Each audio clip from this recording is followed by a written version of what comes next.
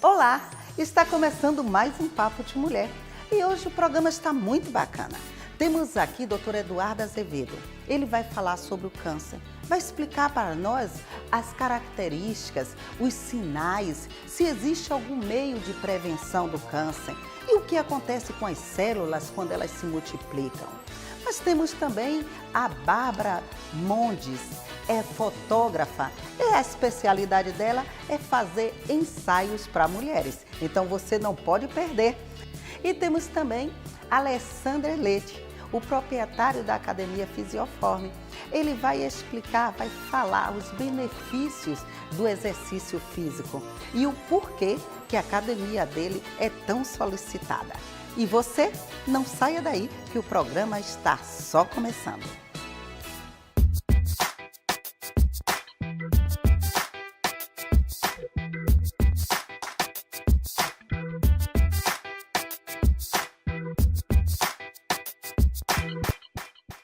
Estamos de volta com o Papo de Mulher.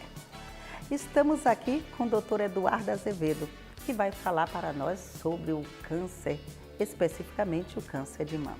Seja bem-vindo, doutor. Muito obrigado. Doutor Eduardo, o senhor é oncologista, o senhor trabalha na Vozos, no Hospital Cirurgia também, né? Explique para nós, doutor, em que consiste o câncer e qual a sua origem?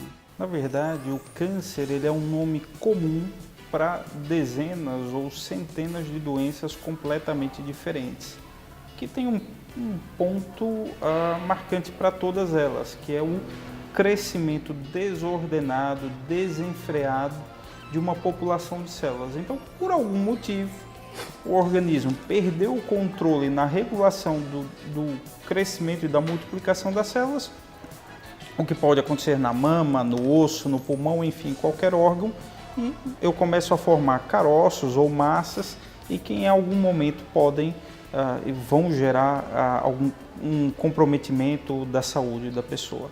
Né? E quais são as características, né? O que define o tumor benigno e o câncer em si? Existem dois grandes tipos de tumores. Os tumores benignos e os tumores malignos. Os tumores malignos a gente frequentemente chama de câncer, então câncer obrigatoriamente é um tumor de linhagem maligna. Os benignos não, a gente comumente diz assim, são tumores benignos ou o que os pacientes chamam, mas comumente é um tumor simples. Existe uma grande diferença entre eles, que é a capacidade de crescimento e de multiplicação. Os tumores benignos, eles têm uma velocidade de crescimento menor, embora mais acelerada do que de um conjunto de células normais, mas basicamente esses tumores eles não conseguem gerar filhotes, vamos dizer assim, que vão se espalhar pelo corpo e atingir outros órgãos, que é a grande diferença dos tumores malignos. Nos tumores malignos existe uma característica sine qua non, que é a possibilidade de gerar filhotes que caem no sangue e vão parar em outros órgãos e gerar doença em outros órgãos, o que se chama de metástases. Eles têm a capacidade de sobreviver sozinhos, como eu estava pesquisando, eles são capazes de criar novos vasos para que, como se fosse assim, eles são capazes de produzir seu próprio alimento, por isso que eles se multiplicam tão rápido, por isso que eles se transformam quando ele sai de uma célula para outra célula. Então ele tem condição de crescer ali, então ele cria outros vasos, no caso que ele se alimenta com sangue. Como é isso? Os tumores, como são constituídos de células, eles precisam de sangue para sobreviver, assim como as nossas células normais. Então o coração sobrevive porque chega sangue. No momento em que eu tenho um entupimento das coronárias, eu tenho um infarto e posso ter graves problemas de saúde e eventualmente até falecer. Então tudo depende do suprimento sanguíneo. No câncer não é diferente. E o câncer ele tem uma exigência metabólica, um consumo de energia muito maior do que células normais. O que acontece é que existe uma formação de vasos sanguíneos nos tumores e isso obriga com que existem inclusive medicamentos especiais destinados a reduzir a formação dos vasos dentro do tumor. Doutor, o câncer, ele apresenta algum sinal, tem algum sintoma, tem alguma alerta, algum sinal mesmo que a gente possa dizer, poxa, eu estou sentindo isso, o seio cresceu, o seio endureceu, ficou vermelho, inchou. Tem algum sinal que a mulher deve correr para o médico? De fato, cada tumor ele pode gerar sintomas muito diferentes e a sintomatologia pode ser pobre ou até rica no sentido de vários sintomas ao mesmo tempo. O que é fundamental é que as pessoas não esperem sintomas para procurar o médico e aí fazer o diagnóstico. Porque via de regra, quando eu tenho sintomas e procuro o médico por causa deles, a doença já está avançada. Por exemplo, a mulher que tem um grande caroço na mama e que esse caroço já está até ferindo a pele, já é uma doença avançada, ela perdeu muito tempo até procurar o médico. O ideal era que ela fizesse uma mamografia em intervalos regulares e que nessa mamografia preventiva, entre aspas, eu já diagnosticasse a doença numa fase mais incipiente. Mas o grau de sintomas ele pode ser muito elevado, desde uma coceira até dores fortes, febre, queda de imunidade, crescimento da barriga. A sintomatologia pode ser muito variada. O senhor falou aí da mamografia. Existe diferença de qualidade, em termos de qualidade, para identificar o câncer, qualquer um tumor, entre a mamografia e a ultrassonografia da mama? Existe uma diferença bastante grande. A indicação técnica é de sempre fazer a mamografia. O que acontece? Na mulher, à medida em que ela vai envelhecendo, o parênquima mamário, a glândula mamária, ela vai sendo substituída por gordura. Na gordura, o raio-x ele penetra melhor. Então, na mulher mais idosa, a mamografia é mais nítida. Na mulher mais jovem, a mamografia, muitas vezes sozinha, não consegue estabelecer um diagnóstico pleno. E a gente precisa da ultrassonografia como um meio de complementação. Uma não aniquila ou não tira o campo da outra, as duas se complementam. Muito bem. E as dores mamárias, doutor? Quando a gente sente alguma dor, que normalmente quando está prestes a menstruar, né, a gente sente muito incômodo nas mamas, né? Incham, ficam doloridos, mas é diferente de sentir uma dor. Não é isso? Quando sente essa dor no peito, na mama, o senhor aconselha que deve procurar algum médico? É algo assim, é como se fosse um alerta ou não? Ou é normal sentir essas dores? Isso só o médico poderá dizer. Só uma visita ao mastologista, ao médico de confiança da paciente pode determinar. Na maioria dos casos, as dores mamárias, as mastalgias, elas têm origem benigna, em razão da exuberância hormonal da mulher e da ciclagem hormonal. Em alguns casos específicos, essas dores mamárias traduzirão problemas mais sérios, eventualmente até um câncer. Então, sucintamente, na maioria das vezes, serão problemas simples, de simples resolução e que necessitarão de um acompanhamento apenas. Em alguns outros casos, isso pode ser um problema sério, mas isso só o médico tem a condição de determinar, não o paciente. E o câncer, falando de mama, que é o que a gente está falando hoje, ele é hereditário ou não? Porque teve o caso, né, que eu estou lembrando agora da atriz, né, como é o nome dela? Angelina Jolie. Ela tirou as mamas, não é isso? Que tinha proteção de ter o câncer. Isso é normal? É hereditário mesmo? Tem a ver com casos que tem na nossa família ou é história? Isso vale para todos os cânceres de uma forma geral. Ao contrário do que as pessoas imaginam, que todos os cânceres ou que a maioria dos cânceres tenham um traço hereditário, a minoria tem origem hereditária.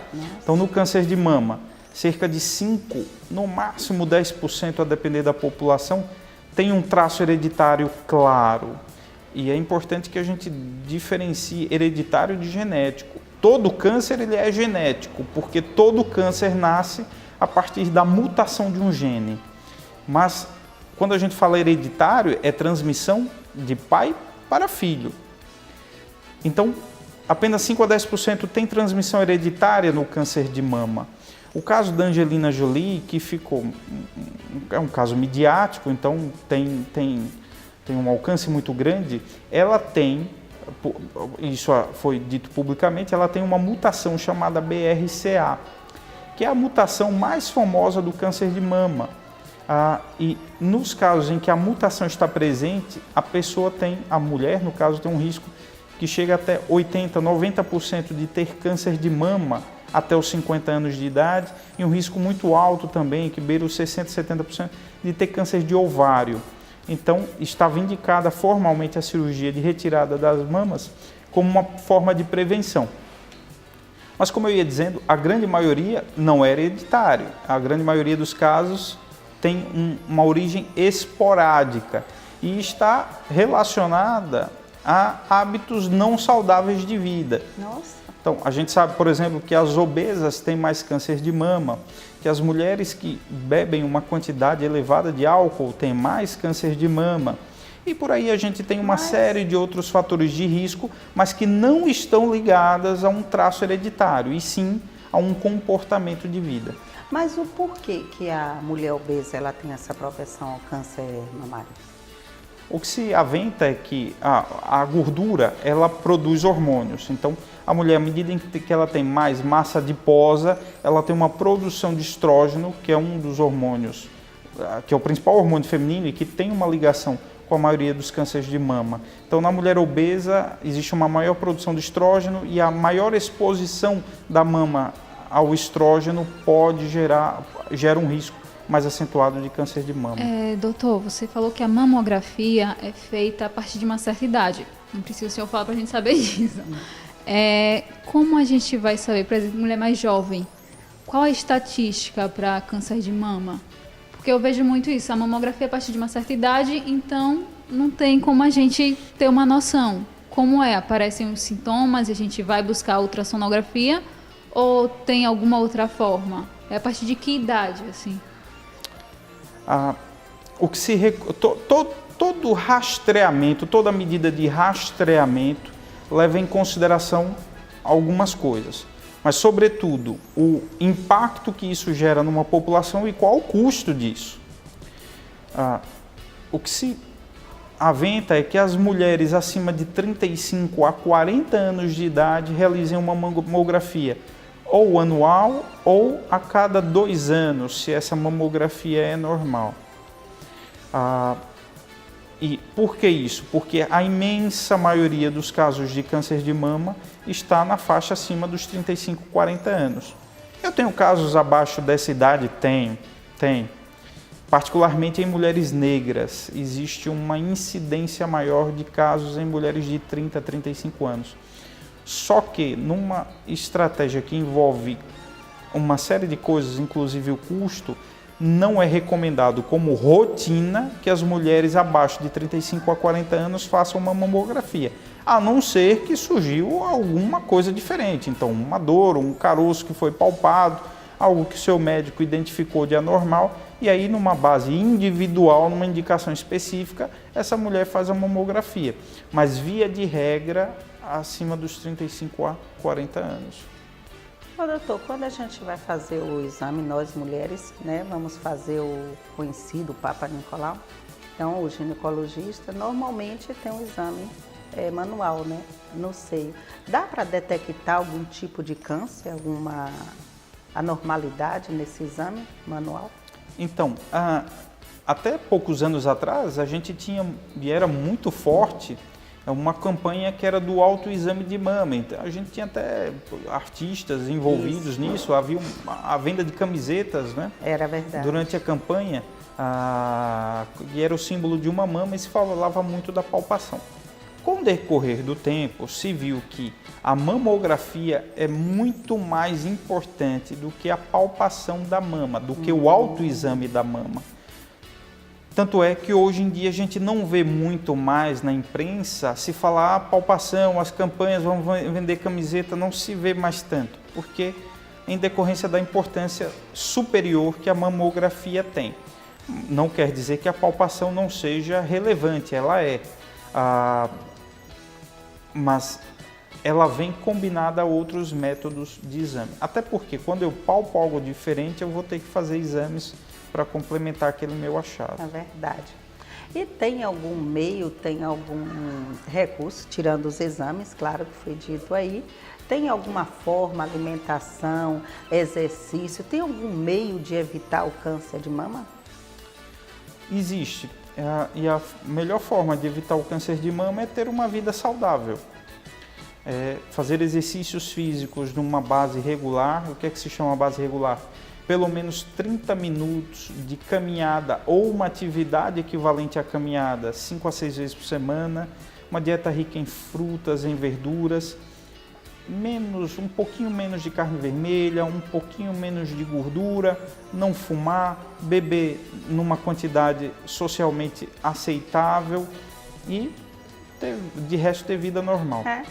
Só aproveitando que você falou aí de bebida, o vinho ajuda alguma coisa ou é só para o coração mesmo? Não, a gente não tem nenhum dado nenhum dado sério que mostre que o consumo de álcool, seja ele pelo vinho, reduz a chance de ter câncer em qualquer local do corpo. Também não há nenhum dado que mostre que um consumo social de álcool aumenta a chance de ter câncer. Não podemos também fazer um alarde sem fundamento. O que nós não podemos é ter uma exposição além do aceitável de álcool, que isso certamente gera uma maior chance de vários tipos de câncer e vários outros problemas de saúde. Mas uma taça de vinho por dia não faz mal a ninguém, dizem até que faz bem para o coração. É verdade. Doutor, estamos chegando ao final do nosso bate-papo, né? Foi rapidinho, pena que acabou, mas esse programa é voltado para o público feminino. E eu gostaria que o senhor deixasse para essa mulher que está em casa, talvez estivesse até preocupada com algum sintoma, né? Algum sinal, alguma depressão, alguma notícia que não gostou, algum diagnóstico que não gostou, que está em casa precisando de uma palavra de conforto. O que o senhor diria para esta mulher que está em casa? Eu diria que para aquelas mulheres que neste momento, infelizmente, enfrentam a dura batalha contra o câncer, a ciência tem avançado enormemente. Nós temos preparado médicos cada vez mais competentes no combate ao câncer. A ideia da multidisciplinaridade, de vários médicos de áreas diferentes que se complementam, estarem envolvidos no combate ao câncer, tem ganhado corpo. E os progressos são visíveis. Eu espero que no intervalo de poucos anos nós possamos ter em Sergipe um hospital específico para o câncer.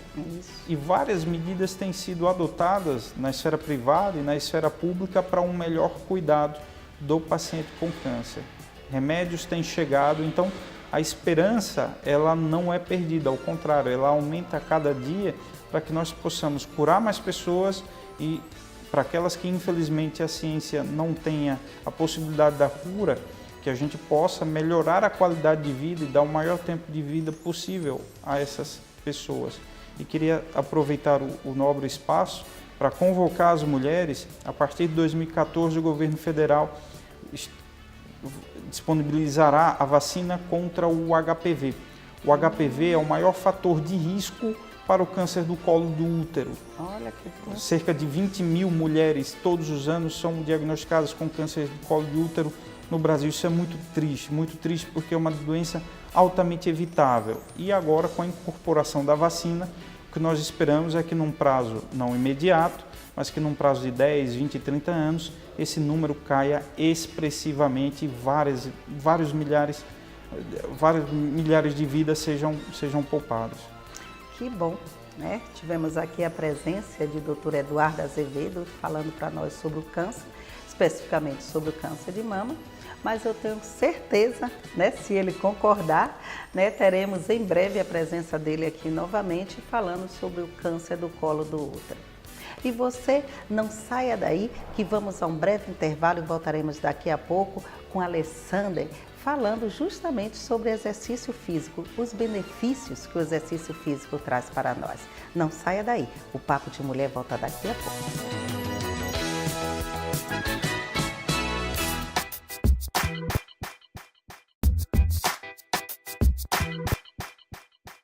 Estamos de volta com o Papo de Mulher. Estamos aqui com a Alessander, né, o proprietário da Academia Fisioform, que vai falar para nós hoje dos benefícios do exercício físico. Seja bem-vindo, Alessander. Obrigado. Alessander, o exercício físico é realmente fundamental para a saúde do indivíduo? Então, principalmente para quem já é adulto jovem, que está entrando na casa dos 30 anos, que inicia aí seu processo de envelhecimento, né, e nesse processo ocorre a morte celular, né, de várias células estão morrendo, e inclusive a célula muscular. Essa perda de célula muscular com o envelhecimento, elas causam um impacto interessante, tanto no metabolismo da pessoa, como na estabilização de articulações, na própria mobilidade da pessoa. Então, pra você ter uma ideia, dos 30 aos 50 anos, a pessoa perde em torno de 10% de massa muscular. E a partir daí, a cada década, ela vai perdendo 10%. Então, se você for... E ganhando em gordura? Oi? E ganhando então, gordura? Quando você perde essa massa muscular, né, essa massa magra que você está perdendo, ela é responsável por gasto energético. Então, teoricamente, você está perdendo em torno também de 10% do seu metabolismo. Isso pode ser para mais, para menos, vai variar muito dos hábitos da pessoa. Mas à medida que ela perde, que diminui esse metabolismo, a necessidade dela energética é cada vez menor. Então, o normal seria que as pessoas fossem diminuindo a quantidade de alimento durante os anos. Isso não acontece. Né? Então, obviamente, o que sobra de energia quando a gente ingere é guardado no nosso organismo pela nossa poupança, que é a gordura. Então, sobrou energia, o organismo vai guardar em forma de gordura para que, numa eventualidade, a gente possa utilizar. O problema é que nesse mundo onde a tecnologia, a gente vai comprar um pão na padaria, na esquina, vai de carro, então a gente está gastando cada vez menos energia. Então, essa poupança a gente não vai usar em momento algum. Né? Então, até como o doutor falou, as pessoas mais obesas têm maior predisposição ao câncer e outras patologias também. Então, não é interessante estar tendo esse acúmulo, esse aumento da reserva de gordura. Então, o exercício aí entra, tem uma fundamental importância. Primeiro, começar a aumentar o gasto energético da pessoa, né? Então, isso tem várias estratégias que a gente pode fazer. O exercício físico, ele é uma atividade física que é programada, tem metodologia, tem objetivo, tem tempo programado, tudo. Mas também a pessoa pode aumentar esse gasto energético selecionando as atividades físicas no seu dia a dia. O que é atividade física? É tudo que você faz que gasta energia. Então, se você mora no terceiro andar de um prédio e usa o elevador, você pode passar a subir de escada para gastar mais energia. Isso vai ajudar a aumentar esse balanço, a favorecer mais e gastar mais energia. Né? Agora, a prática dos exercícios físicos orientados é que você vai escolher o exercício mais adequado para aquele indivíduo.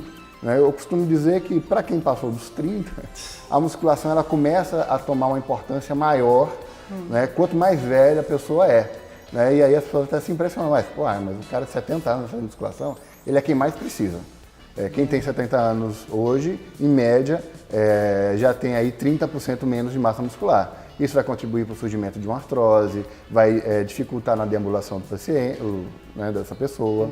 Então, o que precisa é ele recuperar essa massa muscular e óssea também, que a gente, na prática, há o ganho também de massa óssea, recuperar essa massa para ter, novamente, a capacidade de realizar as atividades. Né? Então, é fundamental para o idoso a prática da musculação para recuperar essa musculatura. Isso vai ajudar a prevenir diversas doenças. Né?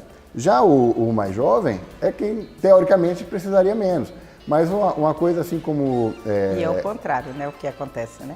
E é o contrário. Hoje em dia já se tem uma divulgação maior, né? A mídia, por exemplo, só programas das televisões aí, das TV abertas, acho que já tiveram mais de 10 de 2000 para cá falando sobre isso. Então, está chegando à população essa informação, né? Mas ela chega a passos lentos. Em países como os Estados Unidos, na Europa em geral, os idosos já têm isso inserido na sua rotina em maior escala, né? Óbvio que tem algumas exceções. Eles não esperam ficar doentes, né? Isso, faz parte da prevenção que foi conversado anteriormente, né? Tudo na vida, para a maioria das doenças, é importante você prevenir. E prevenir com hábitos saudáveis. No que tange a exercício físico, saber escolher bem. Então, eu digo, todo mundo é interessante que tenha prazer na prática da atividade física. Mas por uma necessidade, né, passou dos 30, que começa a ter essa perda, como cientificamente somente a musculação consegue realmente recuperar essa massa, porque você tem vários esportes, várias atividades esportivas que são benéficas, são interessantes, você vai ter melhora da situação hemodinâmica, vai prevenir problemas do coração, mas muitas não conseguem prevenir essa perda de massa óssea e massa muscular. Vou dar o exemplo da caminhada. A caminhada é amplamente, como se diz, orientada. Entretanto, ela pode ser, por que ela é tão orientada pela OMS? Porque é uma atividade física simples de se fazer. Em qualquer lugar no mundo você pode fazer. Então, desde da pessoa que está lá no sertão aqui de Sergipe, né, onde não tem nenhuma academia próxima, ela pode fazer como qualquer indivíduo aqui. O que é interessante é saber, será que ela vai ser suficiente para prevenir as situações daquela pessoa? E quando é que a gente sabe?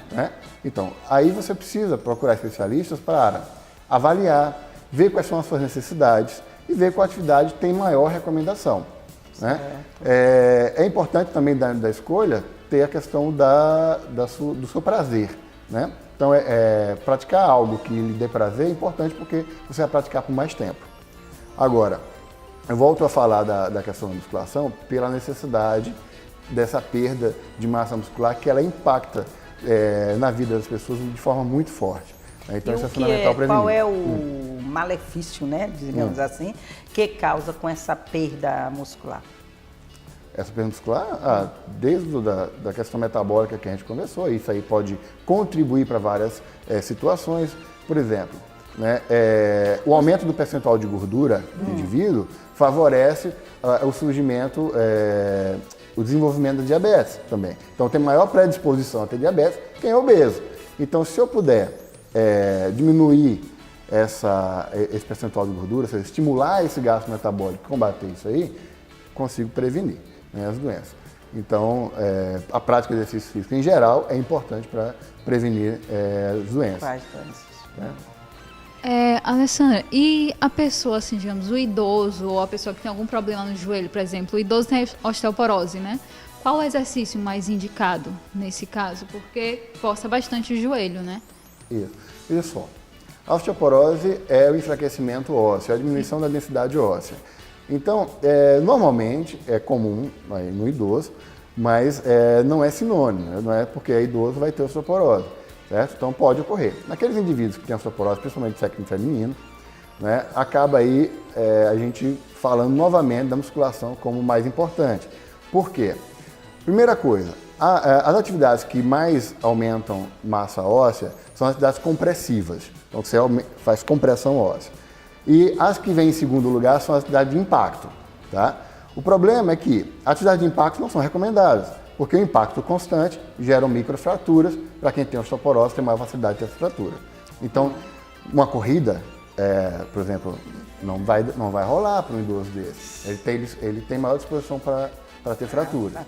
Então, a musculação, ela não tem impacto. Ela é totalmente controlada, é a atividade esportiva de menor índice de lesões. Ninguém sabe disso, vamos pensar, vai fazer musculação, pode se machucar. Gente, para se machucar na musculação, tem que fazer muita besteira. Aí, pior que tem gente que faz, né? A questão é essa. Por isso que é importante ter boa orientação. Mas é a única que consegue realmente estimular de forma eficiente o aumento da densidade óssea, porque ela estimula um efeito chamado efeito piezoelétrico. que é o quê? Através da atividade compressiva, que é você dá uma sobrecarga sobre o osso, você dá um estímulo, essa sobrecarga ela gera um efeito elétrico, descargas elétricas, né, que vai estimular as células, os osteoblastos, que vão aí aumentar a densidade óssea. Então,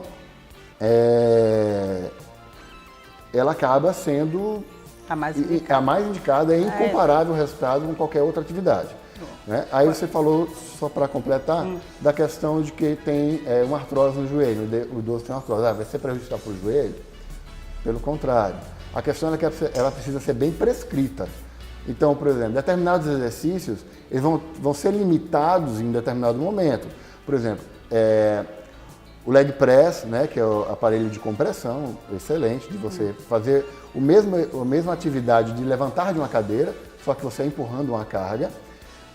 É o exercício de melhor resultado biomecânico para as musculaturas do membro inferior. Entretanto, o fato de aumentar a compressão para quem tem artrose vai gerar um desconforto. Então, no início, você começa com amplitudes pequenas e cargas menores, e vai evoluindo a partir que o cliente vai melhorando, ele vai se fortalecendo, a gente vai conseguindo evoluir a carga, vai conseguindo evoluir a amplitude, a chegar em situações de que aquele idoso que mal deambulava porque sentia muita dor, não conseguia subir escada, fica totalmente assintomático e consegue aí ter uma vida normal. Óbvio que isso leva tempo. Né? Então, Alessandro, no bloco anterior foi falado aqui com o doutor Eduardo, né, sobre o câncer de mama. Então, como é que fica? Eu não sei quanto tempo é que o doutor, eu não fiz também essa pergunta, né? O doutor pode até falar agora, né? Quanto tempo, né, a pessoa que teve um câncer de mama pode voltar às suas atividades físicas? E vocês, quanto a vocês lá na academia, quando essa pessoa volta, vocês recebem ou fazem algum exame, pedem alguma autorização do médico dela, ou ela pode voltar à vontade a retomar os exercícios físicos? Normalmente, depois de deixar o doutor falar, a gente recebe o cliente já oriundo do médico. Então, quando ele liberou, né, normalmente, dependendo se passou por um processo cirúrgico, né, passou por uma fisioterapia, fez uma drenagem linfática, e até como fator complementar, é interessante depois iniciar a academia. Então, normalmente já vem com alguma recomendação, que a gente aí segue, a gente conversa com o médico, mas eu tenho uma certa experiência nessa área, porque trabalhei 3 anos no setor de oncologia lá do Hospital João Alves, e a gente pegava o paciente pós-cirúrgico imediato, né? Então, desde no primeiro dia pós-cirúrgico até o acompanhamento durante anos no ambulatório lá que tem no Hospital João Alves. Vocês olham isso? Tem um tempo determinado para vocês indicarem para o paciente voltar, ou a pessoa voltar a retomar os exercícios físicos? Em verdade, o paciente que foi submetido a uma cirurgia, ele precisa de uma liberação específica do cirurgião que fez o procedimento. Certo. Para o paciente que está fazendo alguma outra modalidade de tratamento, seja, por exemplo, com quimioterapia, o recomendado é que a pessoa tenha uma vida muito próxima do normal. E isso inclui a prática de exercício físico. O exercício físico melhora tudo que a gente já sabe, mas ele faz com que a tolerância ao tratamento seja melhor. Então é muito mais indicado que a pessoa continue a prática de exercícios físicos, inclusive a gente orienta para aquelas que não tinham o costume regular de fazer exercício, que passem a fazê-lo. Olha que interessante isso. Gostei muito dessa aí. Eu tenho certeza que muita gente em casa não sabia dessa informação. Né? Porque normalmente quando se tem um diagnóstico desse, né, a pessoa fica debilitada, aí tem assim, tô doente, aí fica em casa. Então, logicamente, eu costumo brincar com os meus pacientes e digo o seguinte, que quem vai impor as limitações ao exercício não sou eu, é o próprio paciente. Logicamente que quem está se sentindo bem está apto a fazer qualquer atividade, contanto que, por exemplo, o seu cardiologista tenha liberado. Mas da minha parte como oncologista não há qualquer contraindicação. Obviamente, se eu tenho um paciente que por algum motivo está acamado, teve uma fratura de vértebra, a gente vai ter que adaptar a modalidade física à limitação que aquela pessoa tem. Exato. Mas não quer dizer que ela não vai poder fazer alguma coisa dentro da capacidade dela. Muito bem. Pode continuar. Complementando, por já trabalharmos voltado para grupos especiais, que seria grupos especiais, né, o idoso, né, pessoas que passaram por tratamentos, pessoas que estão em tratamento, ou com alguma patologia específica, né, ou com situações osteomusculares, né, então disfunções osteomusculares. A gente acompanha esse grupo de pessoas já há bastante tempo. Na academia. Aqui a Fisioforma já tem 12 anos voltada para isso. Então, a gente, nesse tempo todo, já recebemos mais diversas situações, inclusive pacientes com mieloma em tratamento, recomendado pelo próprio médico, que já conhece o nosso trabalho. Capacitados a Na verdade, a gente já receber trabalha com esse público, a gente é totalmente voltado para isso. Óbvio, a gente trabalha com o público em geral, mas nos especializamos nesse sentido, né? Fiz especialização em fisiologia do exercício, treinamento de exercício na USP, voltada para essa situação, então para trabalhar com esses grupos. Então, desde a criação da academia, ela foi voltada para isso. Mas, óbvio, foi crescendo, o pessoal gosta do atendimento diferenciado, do acompanhamento de ter fisioterapeuta lá à disposição. Então, acaba que a gente recebe um público também fora dessa situação, pessoas normais, que não têm nenhuma necessidade, também lá treinando conosco. Né? Estão dizendo ali que o tempo acabou, mas me responda uma pergunta que é do meu interesse, né, já que eu também, né, faço meus exercícios lá, estou sendo acompanhada por vocês e eu achei interessante a prática que vocês têm, né, da preocupação com a pressão arterial. Então, qualquer pessoa que tenha problema de hipertensão, pode ser encaminhado para a sua academia, que ele tem esse cuidado de se verificar a pressão antes de começar o exercício? Ou é rotineiro isso ou é um caso à parte? Não, todo cliente é obrigatório lá, passa por uma avaliação, onde passa pelo fisioterapeuta e pelo educador físico. Isso a gente faz uma triagem, normalmente a gente já recebe pacientes que vêm com os exames médicos, que vêm com a recomendação médica. Então a gente verifica se o paciente é um cardiopata, se é um hipertenso, e nessas situações ele já é marcado, né? E dentro do programa vai ser aí indicado os exercícios ideais para cada situação. Esse programa é um programa voltado para o público feminino. Então eu gostaria que você deixasse uma palavra para a mulher que está em casa. Uma mulher depressiva, uma mulher que está com algum problema, uma mulher que está precisando de uma palavra de conforto, uma palavra de acalento. O que você diz para essa mulher que está em casa? Eu digo que a mulher já tem o costume de se cuidar mais do que o homem, né? Então, é verdade. Vou começar dando os parabéns para a mulher. Então, você vai nas academias, você vai nas ruas e vem mais mulheres fazendo exercício. Então, quero parabenizá-las e apoiar para que elas façam cada vez mais. Uma questão que é importante, que até pela mídia e tal, é que as pessoas costumam fazer muitas coisas erradas por falta de orientação. Sim. Então, o que eu deixo de recado para a mulher é procure orientação para fazer exercício. Não vá fazendo apenas aquilo que você acha que pode ser o mais indicado e muitas vezes pode estar cometendo erros interessantes. Né? Um erro muito comum hoje em dia, então, é uma prática absurda, isso vem do marketing que é feito em cima disso, é que hoje uma pessoa entra numa academia ou começa a fazer o exercício, começa a se suplementar.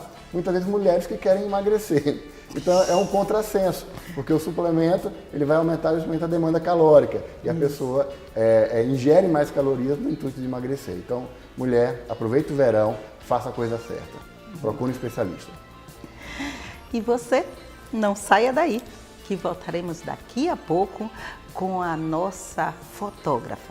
Você que está interessado em fazer um ensaio sensual, não perca o próximo bloco. Voltamos daqui a pouco.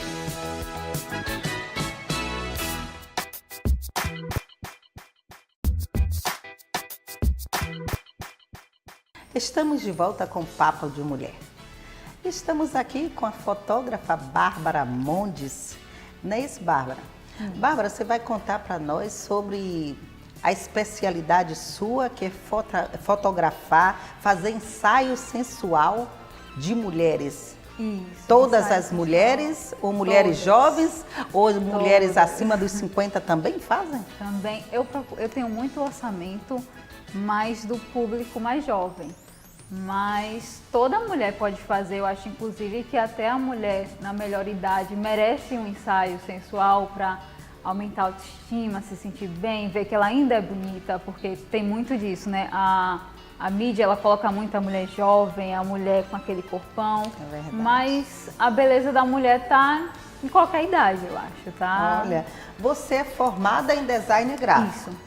E de onde surgiu esse interesse pela fotografia e especificamente pelo ensaio sensual?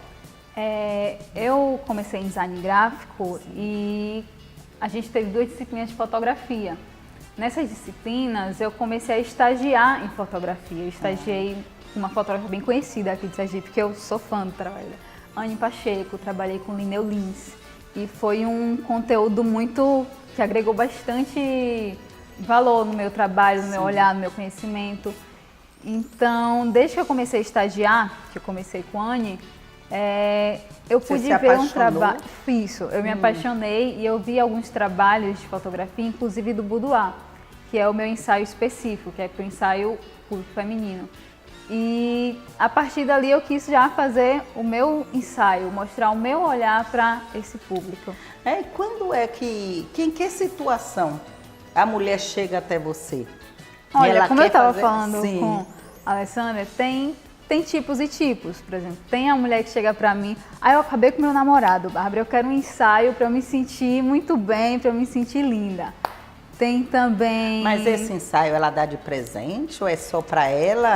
Tem. Ela quer despertar um interesse no namorado, no marido, tem no isso companheiro? também. Tem a menina que chega perguntando, você faz o ensaio em revista? Que eu tenho um pacote para revista, para inventar uma revista de ensaio feminino, né? Olha, que legal. Isso. Aí eu tenho esse pacote também. A menina escolhe se é uma locação de hotel, se é na casa dela. Quais são Então, os pacotes, então, que você tem? Quais são os tipos de ensaios que você tem faz? um ensaio na casa da pessoa, que ela escolhe o ambiente. Eu vou lá, faço contato com a pessoa. E tem no hotel. No hotel, no caso, eu também incluo a suíte para noivas, que são nos salões de noivas. Sim. Então eu tenho essas locações, mostro a ela, ela prefere. Se ela tem algum espaço que ela tem em mente também, ela só me Muito falar. grande. Pode continuar. Esses aqui são alguns trabalhos seus? Isso, são os mostruários que eu entro em contato com as meninas. Eu mostro elas. Tem um site também. Na verdade, elas me Esse procuram aqui, né? muito. É melhor mostrar assim, não é isso?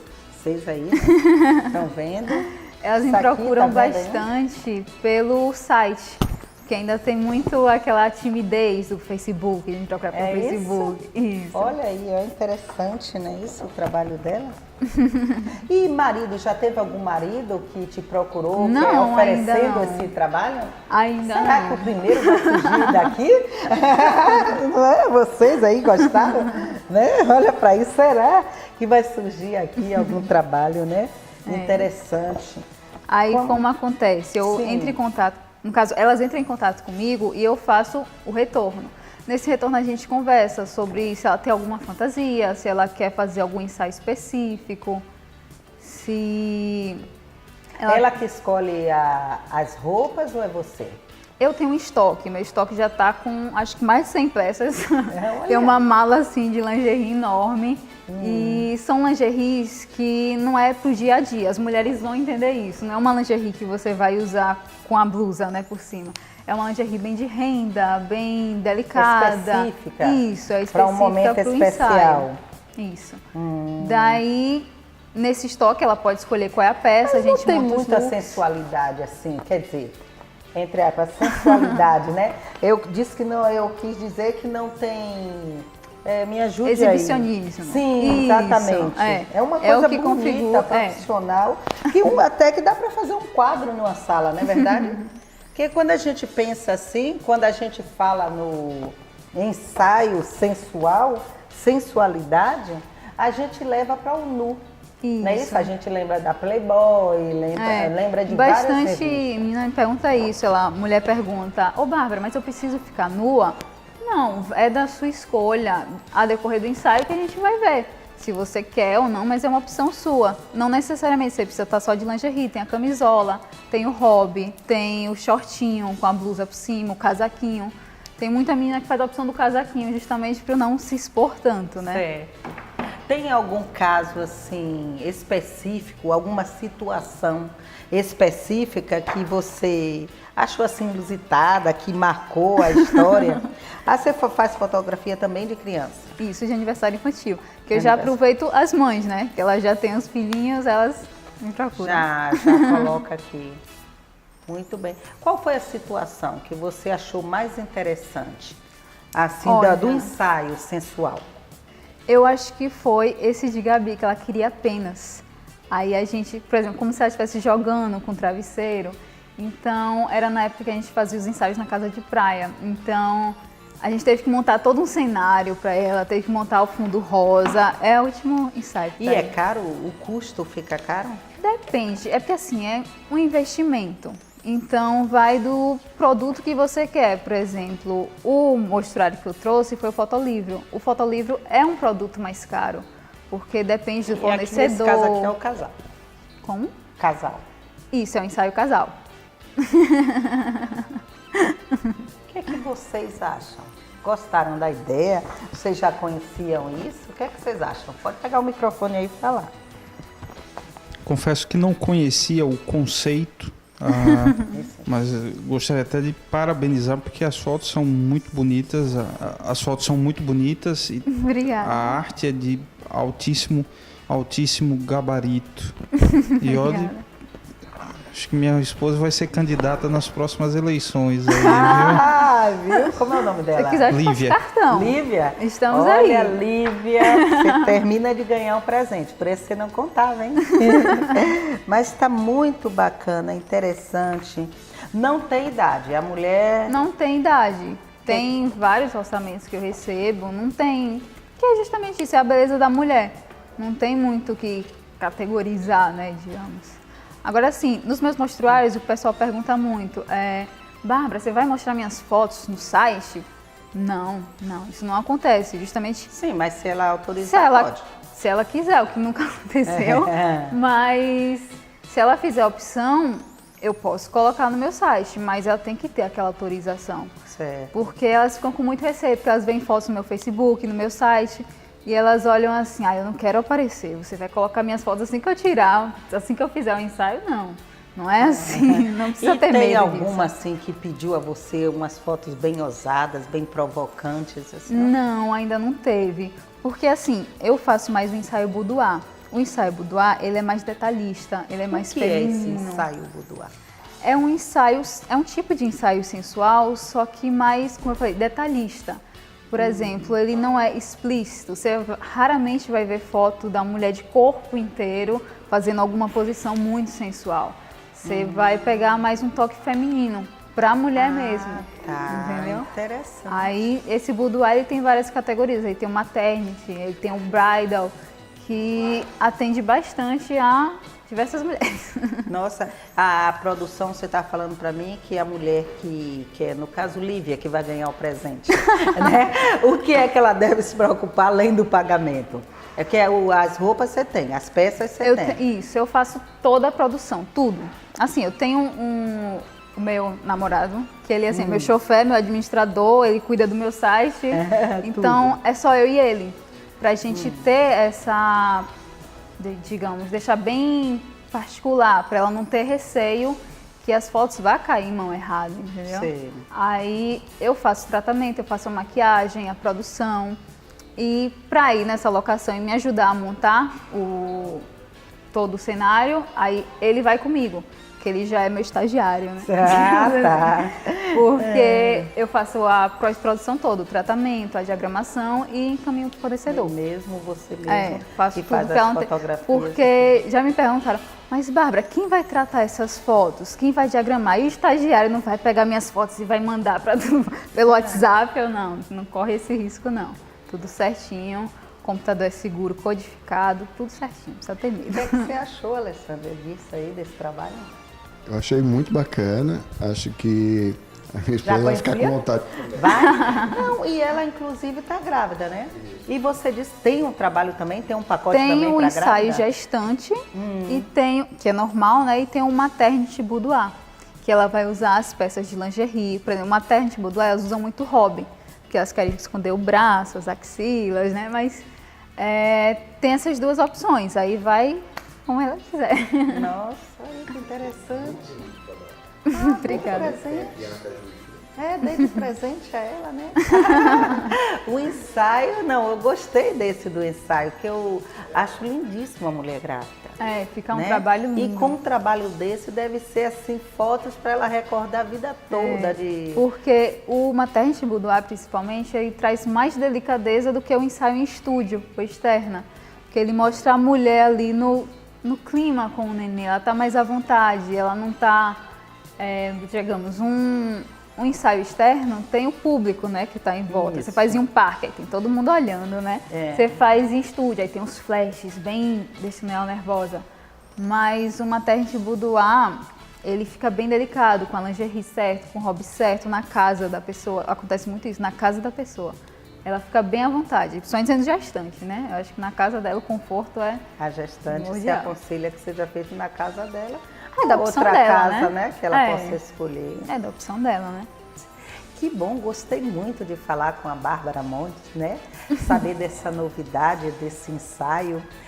Só para fechar, Bárbara, as gordinhas têm preconceito para fazer ou tem um meio de esconder as gordurinhas?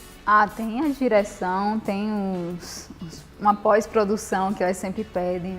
Bárbara, você tira minha celulite? Se você quiser, eu tiro. Se você quiser, eu deixo também. Não tem nada de errado na celulite, numa estria, não tem nada de errado. Às vezes tem. Então, que bom, então, para você aí. Olha como o programa foi bacana hoje, né? Você levou aí muitas informações para você aí, ainda tem esse ensaio fotográfico, foi para lá de bom. Então, Bárbara, deixe uma palavra de conforto para a mulher que está em casa, a mulher que está depressiva, precisando de uma palavra de conforto e de acalento. O que você diz para essa mulher? Olha, o ensaio sensual, o que eu tenho a dizer de experiência é que não são só fotos. É um ensaio que mexe com a pessoa, tanto durante o ensaio quanto no resultado das fotos. Eu acho que sempre quando eu vou entregar um fotolivro, que eu prefiro fazer essa entrega pessoalmente, você vê a emoção nos olhos, nossa, eu nunca me imaginei ver assim. Então é uma experiência que dá uma autoestima, que eleva qualquer mulher. Eu acho que isso conta muito na rotina. Né? É um recomeço, descobrindo, redescobrindo. Eu não sabia que eu tinha tudo isso, né? Bom, chegamos ao final do programa. Né? Uma pena, porque hoje o programa foi muito bom. Né? Eu quero agradecer aqui o nosso parceiro Maratá, né? Que sempre coloca à disposição seus produtos para ofertar aos entrevistados. Né? Hoje não foi entregue às sextas, mas será entregue na casa deles com certeza. Né? Quero agradecer a Maci, né? Aqui que me veste, a loja Maci lá no edifício Luiz Cunha. Quero agradecer ao proprietário Alessandro, né? Da Academia Fisioforme, lá onde eu também estou tratando da minha saúde, cuidando da hipertensão. Lá é muito bom, eu aconselho a você. E quero agradecer aqui também ao Hotel Riverside, onde gravamos nosso programa. Né? Agradecendo a vocês aqui, o produtor Walter Lopes, aos cinegrafistas, a Vange Produções e a você que está aí do outro lado. Um beijo no coração, obrigado pela sua audiência e até o próximo programa, se assim nosso Deus permitir.